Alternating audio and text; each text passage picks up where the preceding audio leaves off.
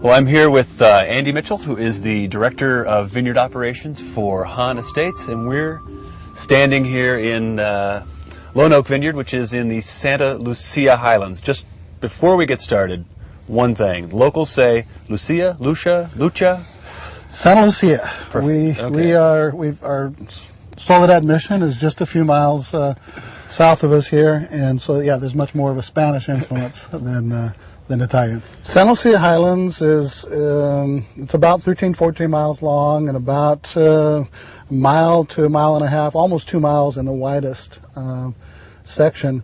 And it's really unique in a lot of respects. In soil types, it's really old, ancient alluvial soils, very rocky soils, very well-drained soils.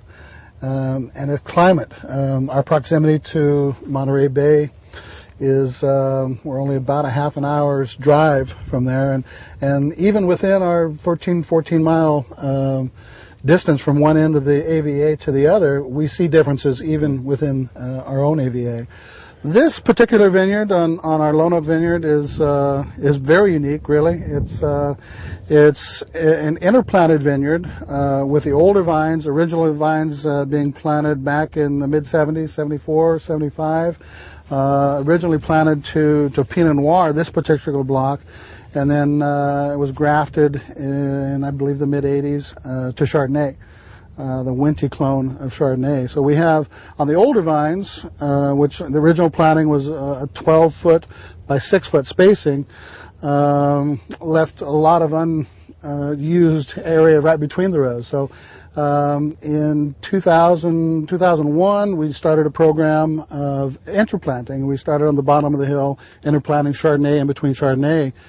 2001, we realized that we needed more Pinot, and so we switched over and we put Pinot Noir in between the existing Chardonnay blocks. And we can get away with that because Pinot Noir and Chardonnay are very similar as far as their timing, their bud break, their susceptibility to mildew.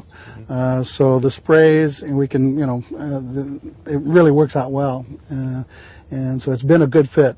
Within the 20 acres of Pinot Noir, we've got 5 different clones of Pinot. So we've got 777 on the bottom single set, and then we've got 2 irrigation sets up here that are broken up. We've got Pomard and 2A on our middle irrigation set here, and then up on top here we've got 115 and 667, and that's where we're standing right here in between the 115 and 667.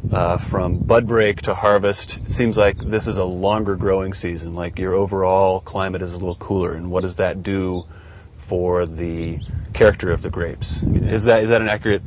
Very accurate, yeah. Simplification of the growing season? Santa Lucia Highlands, going back to what we were talking about, what makes us unique is our long growing season. We're our location here, proximity to the ocean, foggy mornings. Typically during the summer we've got foggy mornings that keeps the temperatures cool from the beginning.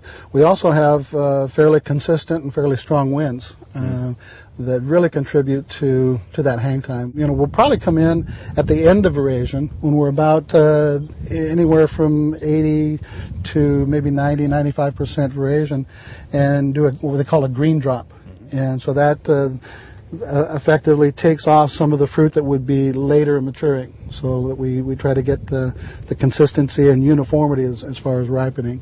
And so we'll, some of the larger clusters that may be a little delayed on maybe on a weaker cane, that along with some of the second crop that might be in that zone that might get potentially confused with the number one crop. Second crop is that fruit that blooms and sets much later than the first? Yeah. It doesn't form off of the basal canes. It forms off of laterals that are higher in the canopy.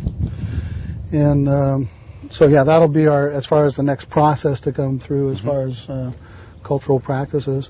And then it'll be monitoring on a pretty much on a weekly basis our numbers that we look at. We look at bricks, obviously, but also the pH and the TA levels.